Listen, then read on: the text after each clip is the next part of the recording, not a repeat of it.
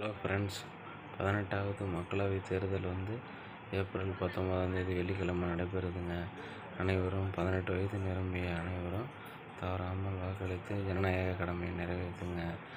நம்ம இந்தியாவில் உள்ள 29 மாநிலம், 7 யூனியன் பிரதேசத்துக்கு சேர்த்து இந்த மொத்தம் 543 தேர்ந்தெடுக்கப்பட்ட உறுப்பினர்கள் பாராளுமன்றத்துக்கு, லோக்சபா இல்லைனா மக்களவை உறுப்பினர்களாக தேர்ந்தெடுக்க போகிறாங்க. மொத்தம் 545 வருங்க. அதில் 2 பேர் ஆங்கிலோ இந்தியன் அவங்க இருப்பாங்க. 543 பேர் தேர்ந்தெடுக்கப்பட்ட மக்களால் தேர்ந்தெடுக்கப்பட்ட பிரதிநிதி பாராளுமன்றத்துக்கு, லோக்சபாவும் போகிறாங்க.